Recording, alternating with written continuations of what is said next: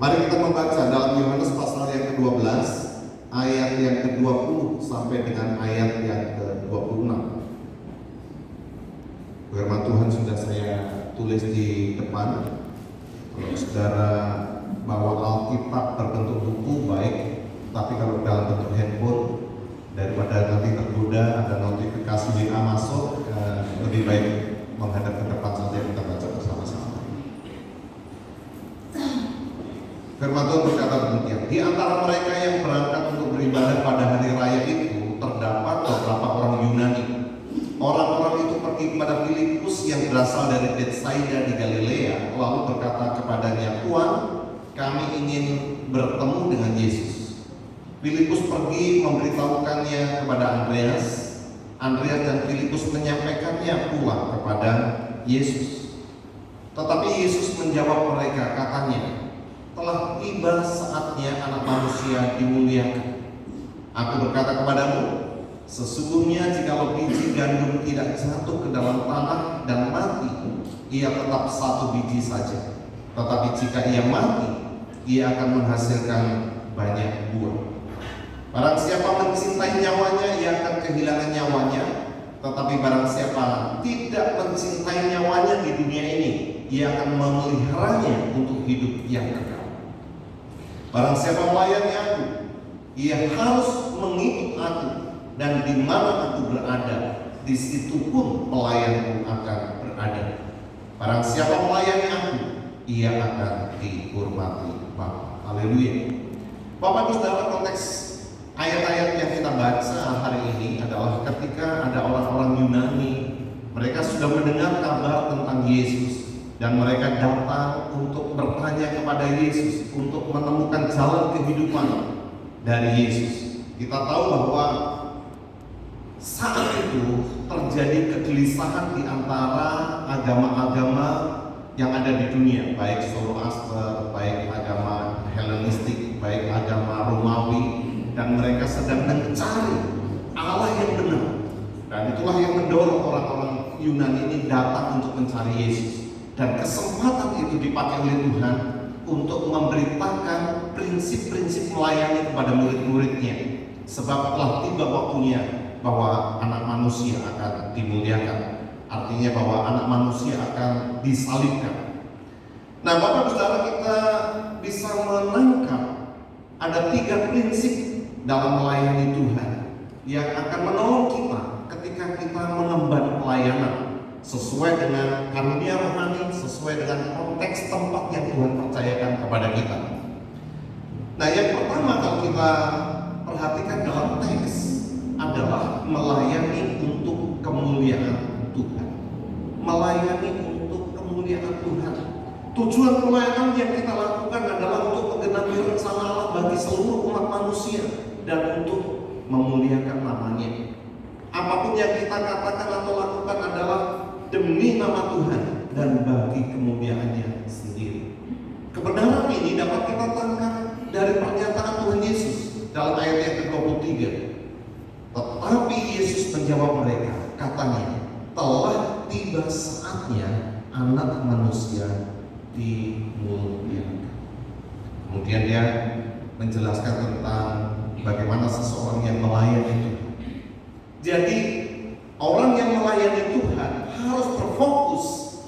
Pelayanannya adalah untuk kemuliaan Tuhan, bukan bagi kepujian diri sendiri, bukan bagi kepentingannya sendiri, bukan mencari uang, bukan mencari nafkah, bukan untuk mencari ketenaran atau kepopuleran, tapi untuk kemuliaan Tuhan.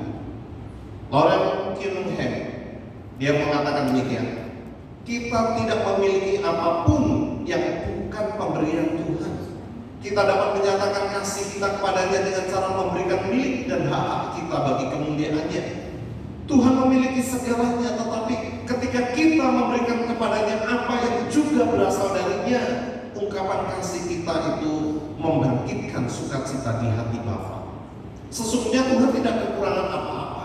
Apakah berarti ketika kita melayani Tuhan untuk kemuliaan Tuhan, apakah berarti Tuhan kurang kemuliaan? Tidak sedikit pun. Tapi itu adalah sebuah kesempatan yang Tuhan berikan kepada kita untuk kita memuliakan Tuhan dengan apa yang sudah Tuhan beri kepada kita. Dalam Markus pasal 10 ayat 43 dan 45 dikatakan demikian. Tidaklah demikian di antara kamu, barang siapa ingin menjadi besar di antara kamu, hendaklah ia menjadi pelayanmu, dan barang siapa ingin menjadi yang terkemuka di antara kamu, hendaklah ia menjadi hamba untuk semuanya. Karena Anak Manusia juga datang bukan untuk dilayani, melainkan untuk melayani dan untuk memberikan nyawanya menjadi tebusan bagi banyak orang. Jadi pelayanan bukan untuk kepujian diri sendiri. Pelayanan bukan untuk mencari hormat, mencari pujian dari manusia, mendapatkan tepuk tangan ataupun mendapatkan honor, tetapi pelayanan kita harus dilandasi motivasi untuk kemuliaan Tuhan sendiri.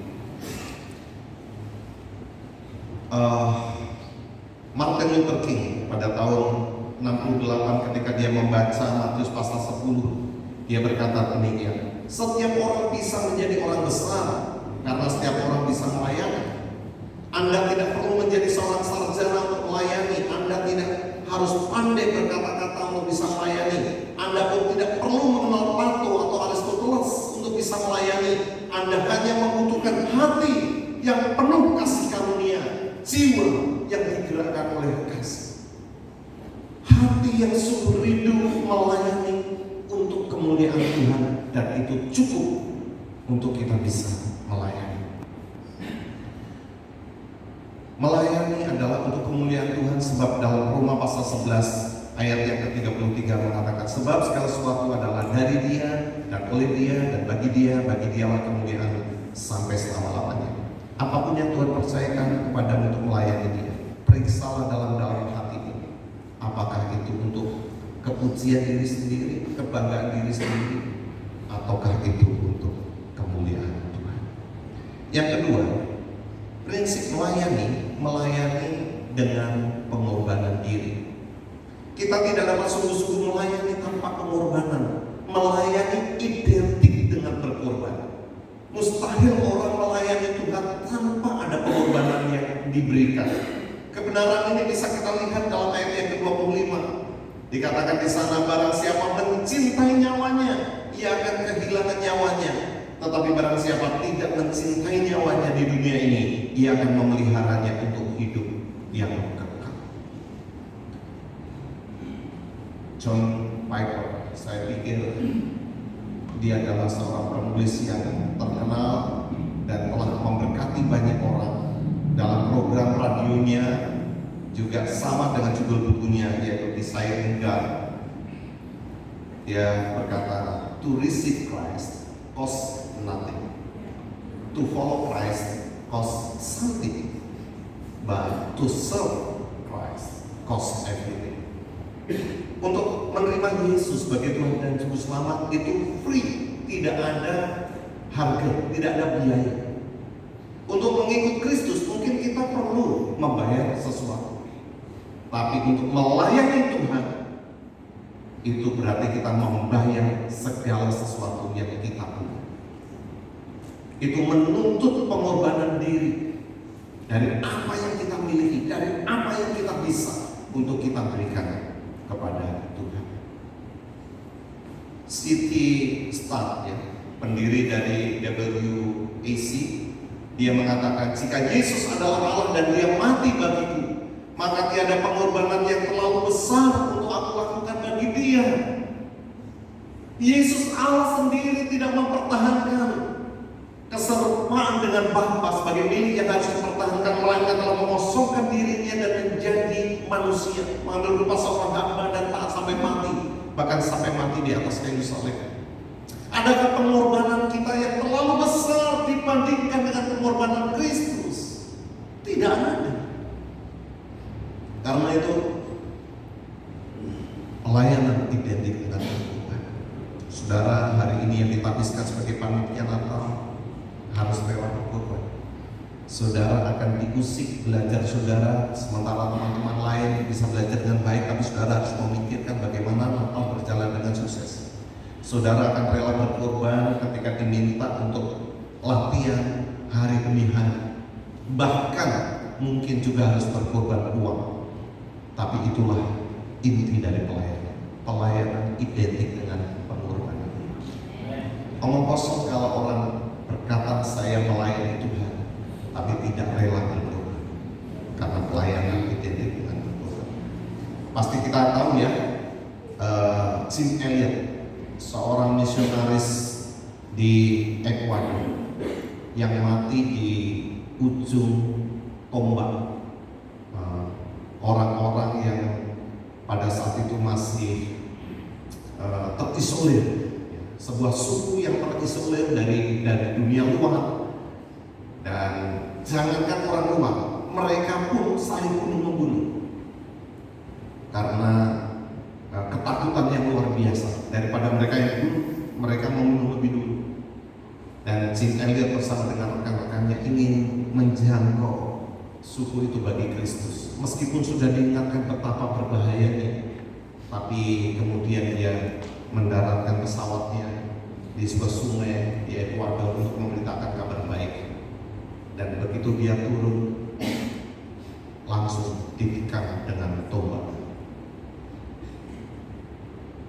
Tetapi dalam buku hariannya, ketika dia berpamitan dengan istri anaknya, dia berkata, bukanlah bodoh seseorang yang melepaskan sesuatu yang tak dapat dipertahankan untuk memperoleh sesuatu yang tidak dapat diambil darinya. Bukanlah sebuah kebodohan. Saudara, apa yang kita punya semua akan terlepas. Harta kita, rumah, mobil, motor, handphone, gelar, semua kebanggaan dunia pasti akan terlepas. Bukanlah orang bodoh yang rela melepaskan yang memang pasti terlepas untuk meraih hal yang tidak akan pernah diambil darinya. Apa itu?